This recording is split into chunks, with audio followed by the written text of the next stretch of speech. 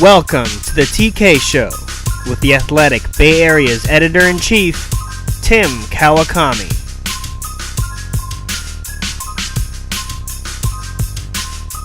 All right, everybody, Tim Kawakami here with a unique TK Show. I won't say that this was put together on the fly, but this was put together on the fly and literally on the road because Marcus is late for Warriors Plus Minus, stuck in traffic, and I had my guest for the TK Show sort of not appear. So we got Marcus Thompson on the TK Show, all planned, glorious as ever. I think this is going to really, really work, or it won't. And then we're going to record a Warriors Plus Minus after this, so when the traffic abates and Marcus is here. So Marcus, how great is it for you to be a guest on the TK Show? Must really make your day. I am overwhelmed by this amount of affection and appreciation you are showing for me by making me your follow-up, back plan C, whatever. We kind of got to do something. Yes, that just shows me how you feel. I'm a good improviser. I'll just put it that way. Wait a minute, Marcus is stuck in traffic. Let's just put him on the phone and we'll get a TK Show out of this. How's traffic, by the way? It's moving along pretty well now. I cleared a rough spot. No. Another one is coming. Shout out to Ben Cruz for making me drive to San Jose in the peak of rush hour. Thank you, Ben. He rules over us with an iron fist that we're just like, it's scary. I wish I had that kind of authority. I just don't. But we're going to talk Warriors. We're going to talk about your authority. I know. We're going to talk Warriors on Warriors Plus Minus, so we won't get into Warriors here. This is the traffic edition of our podcast. Let's talk about the Athletic. I think you and I are reasonably interested in that topic. We're reasonably involved in this. We're 8 months into the launch of the Athletic Bay Area. How do you think it's gone, Marcus? Let's say when I was making the decision, right? I don't know about you, but I was kind of laboring over the decision, and I am aware of that. I am aware of that. It was emotional. It was tough. And fast forward like 8 months, like I feel like an idiot for laboring. Mm-hmm. What if I was like, what if something had happened during that laboring that pushed me the wrong way? I left myself too vulnerable. This was a no-brainer. Like, hindsight says it was a no-brainer. It was so obvious. And I don't know, I'm questioning myself for not seeing that off the top right away. Now, we have some others who still haven't seen it yet in our industry. Yes, that is true. But I feel like it's a knock on my IQ that I didn't see it faster. That's how well you saw it. No, I mean, I don't want to. Yeah, I can tease it all you want, but you saw it. You did see it. It just was a matter of were the practical steps going to all be there, and it was a little bit of a leap of faith for both of us and for Anthony Slater, who was right there with us on the first day. But yeah, it was. Is this all going to be in place? What is this going to look like? And I made the decision a little faster than you did, but we all made it together. I mean, what would you say, like, at what point of us actually being up and running did you feel this is it? Okay, this is automatically now going to work? To be honest, July 31. Yeah. Like, when we posted, I mean, for real, like, I thought it would be like a slow kind of gradual build. But, like, day one was crazy. Yep. And that's what I thought, like, wow, this thing is for real. And people just showed off the bat that they were willing to subscribe, they were willing to pay for good information. And then when the t-shirts came out, oh man, that really set it up. So we had a month, was it December? We had a crazy month. Yep. Where it was like, oh my Lord, like yep. This is crazy. So initially, it was day one where I was like, wow. Because, remember they talked about the goals and everything was, like, very tempered and take your time. It's the long game, yep. Right? No, we don't hear that anymore, do we? We don't. Nah, at the opposite of that. The opposite of that. Why aren't you coming up with this triple the numbers of the goal? Why aren't you doing that? Yeah, right? Man, what happened to that big month of December? That's the new norm. So to come out of the bat like that, for me, that let me know this will work. And then once we hit December, that's when I was like, Why were you even debating this, dude? What's wrong with you? Yep. I'll tell you what, I believed in this. I did believe in the slow build, and that did not happen. It happened so quickly. I think maybe it was 3-4 weeks when we got a big number into it, and it's like, this is it. This is happening. I felt good about it again, but I felt good about it like after a year. We'll really feel good about this. After a year, we put in a year, 6 months. This is going to be the thing, and it was like 3 weeks where I felt that, which again, maybe it ups the expectations, and we're hearing that now, and and I'm saying, hey, we've done pretty good here, and we're going to continue to do pretty good, and we're going to do better and better. I don't need to hear about upped expectations based on numbers that we've been blowing away every week. But that's inside stuff, so people might not want to hear all that. Can I tell you, like, the first time I was uncertain, or the first time I had a question? Sure, absolutely. When you sent me on 4 days of golf to start the whole project. I didn't send you on that. Lord. You raised your hand and said, hey, by the way, Steph's playing golf. For day one, and then you're like, yeah, you got to go back out there. And then, yeah, you got to go back out there. 4 straight days of golf. I was like, yeah, this ain't going to work. For some reason, you didn't pick that up and just keep continuing covering golf. I just wanted you to be our golf guy. I don't understand you started doing this Warriors stuff. Hey, I would have happily been in Augusta right now. Yeah, that would be your thing. If Steph was there, I'd want you there. But then we saw the numbers on your columns from Steph playing in that tournament, and we said, you know what, just keep doing it. Just keep going back out. You didn't see the way I looked walking the hills in the heat, though. I didn't think I was gonna last. Oh yeah. Well, and by the way, who was putting out the site those days? Who was editing every story and putting that out the site and covering the 49ers? I'm trying to remember who was doing all that. Yeah, I don't remember. Yeah, I don't remember. Maybe it happened. I think maybe John Middlecoff. John Middlecoff. Yeah, John Middlecoff, Steve Berman, Melissa Lockhart, Eno Saris, David Lombardi, Dieter Kurtenbach. That first group, mostly of contributors. We've hired some since. I said this at a dinner. They were really important to me. They came through for me. Marcus Thompson was in there too, and that was big. That we had 4 or 5 or 6 stories a day out of nowhere. We didn't have a day when we had 2 stories. We had consistent stories of high quality, and that was important. I mean, I don't think that was make or break for us. I think make or break was our Warriors coverage, was our 49ers coverage, was our Raiders coverage, Giants and A's eventually. Was that going to be good? And Sharks in there too. But that first week, just to be able to put stories up that people wanted to read, and the staff that we had, the writers that we had, that was very, very important to me. And somehow we managed to get it up, edited, put headlines on it somehow. Remember the way it looked in the first few weeks, the boxes? It was all boxes. Yeah. I forgot about that. I kind of liked it, but obviously it's much cleaner now, much more organized. But it was very kind of interesting. Like these big boxes, you could choose whether it was a big box or a little box. There's a different look to it, and I kind of missed it right at when we changed it, which was not long into the process. But we've changed like 4 times already. That is true. Like every other month, we got a new look. Yes. I think we're going to stick with this. Media. I think we're going to stick with this one, but again, I thought we were going to stick with the last one, and they changed it up again. But I like it. I mean, Jimmy Durkin, the senior editor, and I, we can move around the stories. We can put stories in certain places based on how we where the news is and where the readership is or what we want to put out there. But it takes some getting used to each time we change it. That's for sure. Oh man, our founders are just going to love this conversation. They are going to love it. I'm going to blame it all on you, Marcus. It's all you. Somehow you've led me astray on all of this. That's fine. I'll take the L. I've been taking, a few L's here and there. Well, let's talk about it. Again, they're not going to love this, but the company's been hit for some. This is where we lose our jobs. This is right here. That's all right. We're in the. This is the moment right here. This is the moment. This is the moment. Just underline this. Ben, cut this out. Send it to them straight.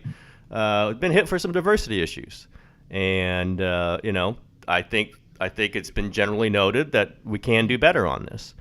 I would point out that the Bay Area is not a problem on this. The Bay Area, I am very proud that we have the best stuff, the best writers, the best editors, and we're very diverse. I'm just going to point that out.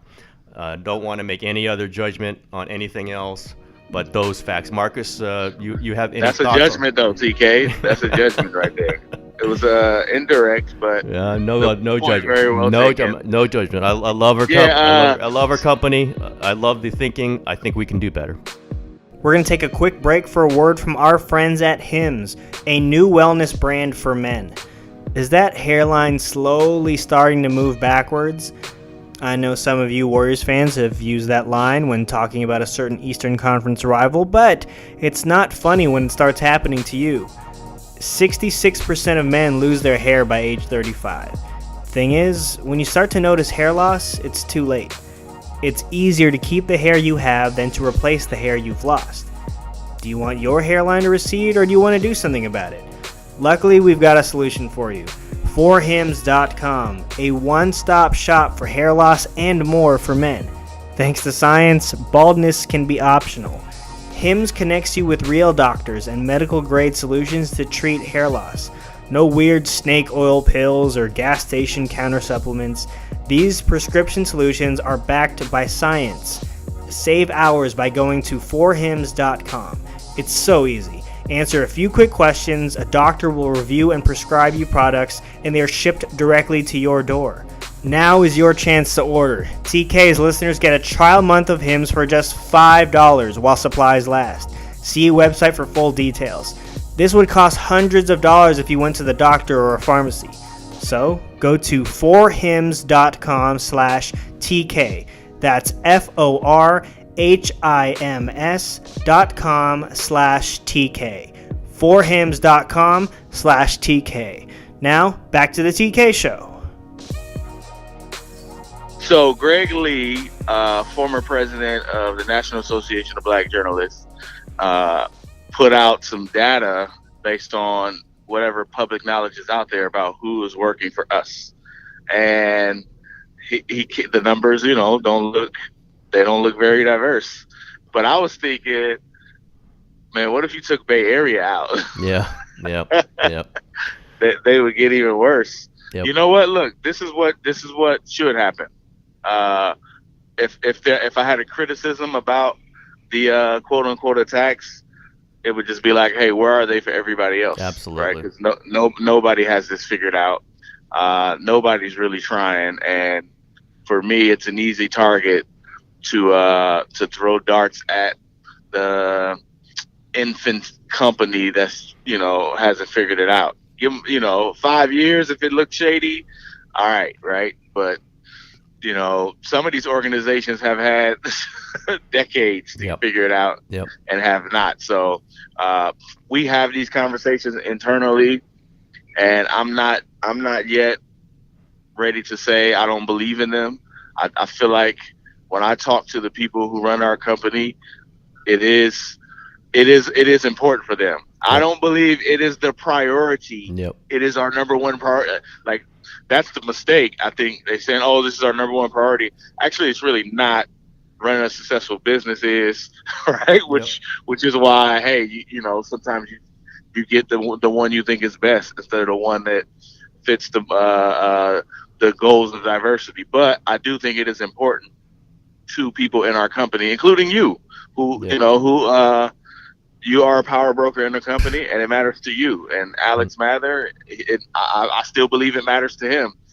They definitely have to do better, but I do give them a pass because it is a young company, and it is a very unique operation. It's not like you can just hire the best available. You have to hire, in many ways, the best available in this specific city for this specific beat. Or for this, it's not like, hey, let's find a good writer and put them in Seattle. Like, no, in order to run a subscription model, you have to find somebody who can make a wave in Seattle. And usually that's somebody who's in Seattle. And has covered the team for several years. So that's how we survive as a company, is getting people who will get people to pay, like, from the beginning. So you can't just plug people in. I had a conversation with Darnell Mayberry, who's our Chicago Bulls beat writer. And Darnell Mayberry is a very experienced NBA writer. He covered Oklahoma City for years. Like when Kevin Durant and them first got there, he was there. Very respected beat writer. And he talked about how difficult it is to walk into a market where you aren't known. Yep. And get subscriptions. Now, does he do a good job? Absolutely. He writes good stories, right? He does great reporting, but it's going to take him some time for people to I guess put that clout on him and to say, yeah, this is our guy. He knows our team, and that's what you need in this model we set up. So that's part of the problem, is that you can't just put anybody who is good on a specific job. They have to fit in that market to draw subscriptions. With that said, they still could have done better, and they know that. And for me, as long as they continue to try to do better and continue paying me very well like they are, I'll be. Well, that might stop. There. Yeah, that might stop today, though. So that second part might stop today. But no, Yep. The reason why you just got me fired. Yeah, the reason why I don't mind discussing this is that we believe in the company. We believe in the company from the beginning, but you don't have to. You can believe in a company and still think the company can do better, and you can believe in them and understand their reasoning and what they've done, and still ask them to do better.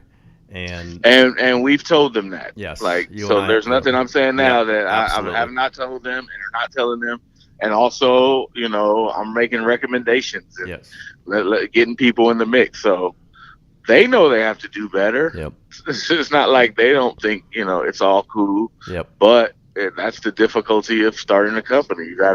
There's a lot of boxes you have to check. And, it's not just that too. There are other things that as a startup you kind of got to figure out. And as we get, more mature as a company, we'll probably figure those things out too. So, yep. And that's the other part. This company has expanded and grown and succeeded faster than anybody thought. Right? The latest wave of expansion was, I don't think, again, you and I don't make these plans. We're not in all those meetings, but I don't think they were going to go, this fast into this many cities and this many beats. It's just been a company that's hit something, and it's hit it fast. And as you expand beyond some of your earlier projections, then it gets you're going into realms you hadn't quite plotted out yet. And I get that, and you get that.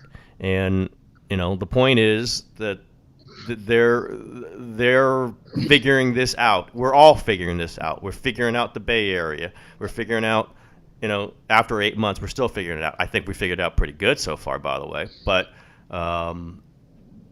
if they, it's just hard to say this is exactly how it should go when I look at newspaper newsrooms, and they're not very diverse, by the way.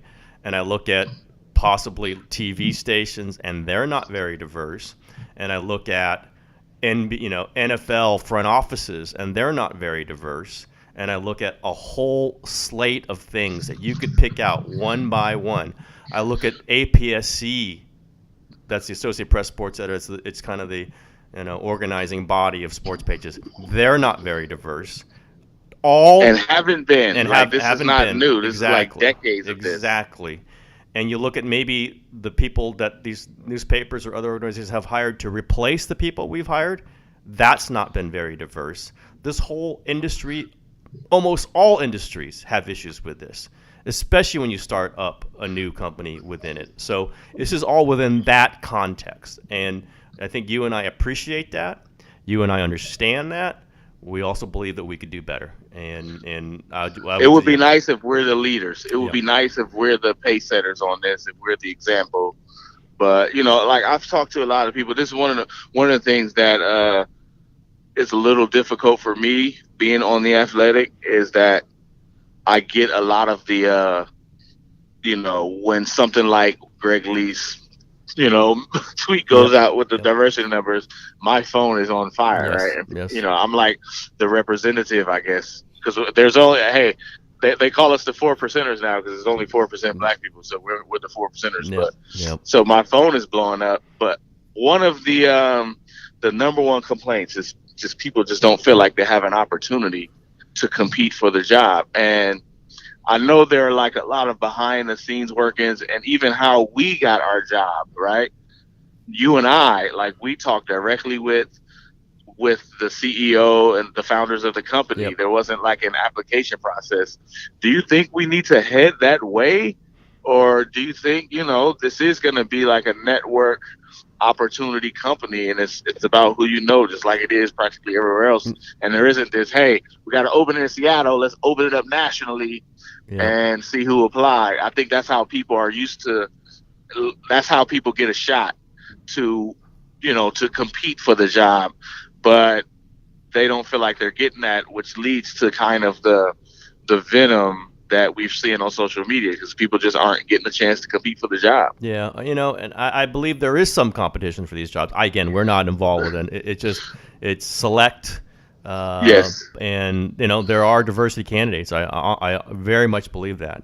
And it just, for some reason or another, the hiring hasn't quite matched that. But again, I think the goal is certainly to be better. And I would have every expectation that it would be better. And if you and I didn't believe in this company, we would not be here. We had other options, and we're still here. do. Yeah, we're here. We're here. We believe in the company, and I'll just say I really believe in the Bay Area. Let's move off of this firing line here, and let's talk about this. What do you think about our site? What have you liked about what we've done, and where do you think we could be a little bit better? Just the Bay Area. This is what I control, what you control. Well, we definitely need better leadership from the top. True. That's true. That's very well. That's going to happen after this podcast anyway. So. If we could get a new editor, we'd be great. But one of the things that I really like is we have good writers. We have engaging writers, and if there was one thing we can do more, is probably let them stretch their legs a little bit more. Mm-hmm. I like Slater, right? I think Anthony Slater is really good. I would like to see him sink his teeth into some stuff. And obviously Andrew Baggerly is a machine. He's great. I would like to see him sink his teeth into stuff some more. And we have this other guy who's like knows Harbaugh and all these people, and he's too busy editing stories and stuff. But any chance he can write more, especially in depth and get into it, I think that's going to be our next level, especially as we get into the summer where everything is not coming so fast, right? But I mean, we have some really good writers. It's like I read our site and the work is just good, right? Like it's just good. So I really like that. I also love. I'm a child of. I'm not a millennial, but I was reared in the millennial age, so I just like the way it looks, its operation, how it feels. It's so easy to just navigate. Yep. I'm on my phone. It just, for me, it looks cool and it looks professional. It looks like it costs $300 a month, right? And for me, that means a lot. That nobody's out here participating in something that looks janky. And I go on some other websites sometimes, when you click a link, and sometimes I just can't even go through with it anymore. I can't deal with the pop-up ads. I just can't deal with it. I have to ask myself, how badly do I want to read this story? And 9 times out of 10, it's like, not that badly. Yep. Just because the experience is so cumbersome. So I really like that about us. And obviously, we just cover dynamic teams. We cover teams that aren't run of the mill. We cover teams with a combination of history and personality and, current success or recent success. So I just feel like we kind of struck a little bit of lightning here in the Bay Area. We just caught this at a really good time. Maybe 15 years ago, it wasn't like this. There was like the Niners, and that's it, maybe. Yep. So we just got to keep it going in that sense. That's one thing I'm struggling. I loved my in-depth stuff that I used to do when I was a columnist before I took this job. And I just don't have the time to do it. I've kind of made that decision. I just don't have the time to do it. I would like to. Maybe down the road we will be staffed in a way where I can, walk away from the editing for 3 or 4 days. But at this moment, I cannot. There's just no way. And there's not. Yeah, I can do a column here or there, but I can't get away from the editing for even a full day. It has to be a half day. And I wish I could. I want to do more, but to do it like the story of the Game 6 against Oklahoma City last year, just to talk to everybody about that and write a 80-inch piece. I can't do it. I just don't have the time to do that. So I wish I did. But we've got people who do those stories. And we might have another person to do that very soon on the Warriors. So this is all how we develop. This is, again, we're all learning this. We're all figuring out. Probably our founders are saying maybe Tim will figure this out at some point. We're hoping he does. They can get on a podcast and talk about me that way. That's fine. But I think we're just. It's a startup with startup mentality. You and I keep saying that to each other, and we're happy with how it's gone, and we do want to be better every day. Crazy happy, yeah. But that's how it's going to get better, is wanting to get better. Yep. We just don't. We don't have the type of people who rest on their laurels. No. And always seeing, like, it's what's so clear is the potential. Is for what to be, and it only gets, the better we do, the more clear it becomes, right? The more we do, the more obvious it is. So it almost kind of feeds itself in that way. It's like, wow, like, you look at this. So what if we did this, and how great could it be? Yep. And where we know it's true, and our competitors, they look at us with a reverence and. They talk to us in a certain tone. I'm like, wow, nobody talked about me like this before. Yeah. Oh, it's right. Yeah, so. Yeah. They see it. And I'll say we've talked about this before. The way the players and team executives have reacted to this almost was, we don't need that confirmation because we're just trying to write good stories. But it has been, they see it. They're looking for new ways. They're looking for new platforms. And the reaction we've gotten from, not just Warriors players, but, obviously we deal so much with the Warriors players.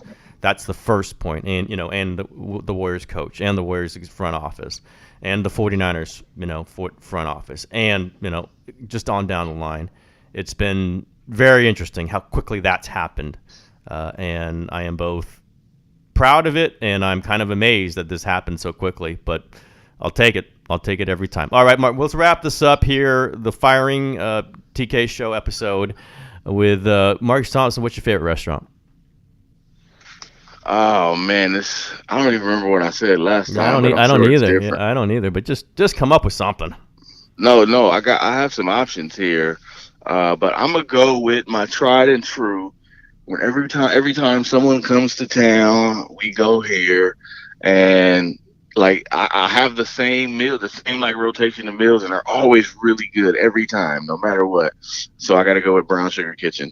You got to get the smoked pork hash or the chicken and waffles or the shrimp and grits. But I'm a Brown Sugar Kitchen fan. That's my regular go-to. And I'm presuming it's in Oakland. Yep, in Oakland on Mandela. Have you been? No. You haven't been? No, I've never even heard. We're going. Okay. We're going. We're going there. We're going. All right. Then we're going to go to Black Panther after that, according to Roz. So we'll You still haven't seen it? No, I haven't. I'm going to get that. I better see it before. I I better see it. I do not have time to go see a movie, by the way.